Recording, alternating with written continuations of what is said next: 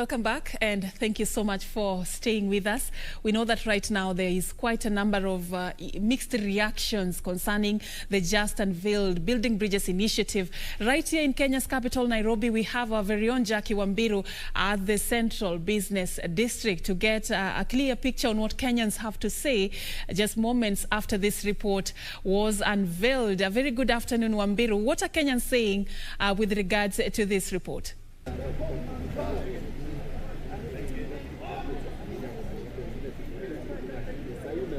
Well, thank you so much, Safina Chieng. We are joining you live from the Jivanji Gardens, whereby we shall be discussing matters of BBI. Earlier on, we witnessed President Uhuru Kenyatta and former Prime Minister Raila Odinga receiving the Building Bridges initiative report. Some of the issues that have been highlighted by the BBI steering committee include equity and equality.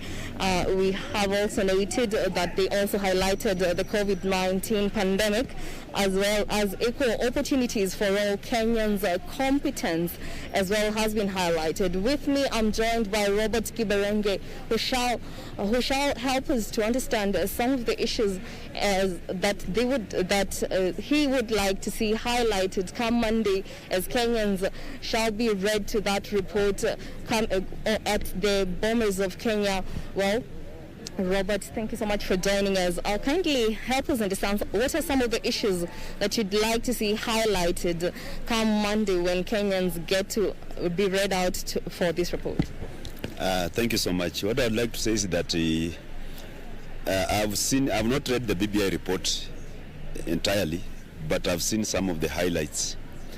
And if some of the highlights I've seen is what is in that document, then this is a very progressive document for this country. Kenyans, we must support it. Because in the first few weeks, we have been misled that it's only about people sharing positions, which is not true. Because we have seen some of the highlights, we have seen about equity and equality, we have seen shared prosperity and so on. So I think the BBI must come up with the ways to have youth empowered, to protect the youths and women, and also to strengthen devolution and other things. Yes. When we saw earlier on, they highlighted that the COVID-19 has affected this country in such a tremendous way. What are some of the issues that revolve around COVID-19 that you would like to see the report address so that we can get back to a stable economy? COVID-19 is a pandemic that has taught us some lessons. The lessons of preparedness. It has taught us that our country has never been prepared to deal with such a pandemic.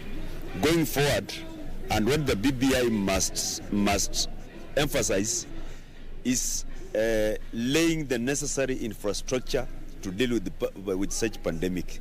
That infrastructure should be in place. We should not wait for a pandemic to happen so that we start creating isolation centers and so on. We must have ICU beds in every ward. We must have those necessary machines, diagnosis machines and so on in every county. We must be prepared for such pandemics. I think BBI has proposed something on that. Yes. When we discuss about inclusivity for all as well as equity and equality, what is your take on that? Inclusivity is a matter that is very important to Kenyans right now, because we have seen divisions, and very bloody divisions at every election cycle. So it is an issue we must treat once and for all. Elections cannot solve this equation of inclusivity. We must solve it through the constitution. And I totally agree with the president. What the president said yesterday was very important, that the formula of the winner takes it all will remain a big problem in this country.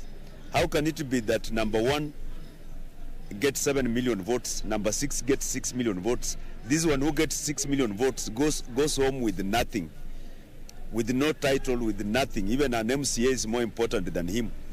So we should have inclusivity structure where the winner takes it, but the loser goes home with something. That is very important. And I would like to laud this BBI report for that recommendation. Although some people are opposed to it, those who are opposing it are beneficiaries of exclusion. So they will oppose inclusivity because they have benefited, they have made their politics through exclusion, and we know them. Yes. Oh, thank you so much. Samuel, kindly join us and let us understand what are some of the issues that you'd like to see highlighted come Monday. Okay, we've been very excited about this document, and the bits I've got is that we are expanding the executive, and I like the fact that we are going to have a wider executive where everyone will be on board, and that's going to include everyone. Another thing is on revenue. So they have expanded this revenue from 15 to 35 or something, which is laudable. So this kind of increment will benefit the devolution, and we really like about that. So another thing is on the youth. Getting the information that they are being given some kind of period to really not pay the help loan, that's around 4 years, and then they can pick it from there. That's quite commendable, because youths are really struggling with the help loans, and all the beneficiaries are really having a hard time due to unemployment in the country. So another thing about this document that we've been very enthusiastic about is on this issue of solving election problems. We are getting the information. We've got position for the opposition leader, and also the expanded executive, the PM and the head of state. And those are the things that will make this country really stable, and we have a very stable government. That's all. Oh, there you have it, Safin. Those are some of the views right here on the ground. We are coming live to you from the Jivanji Gardens here in Nairobi. Back to you in studio. Thank you so much, Jackie Wambiru.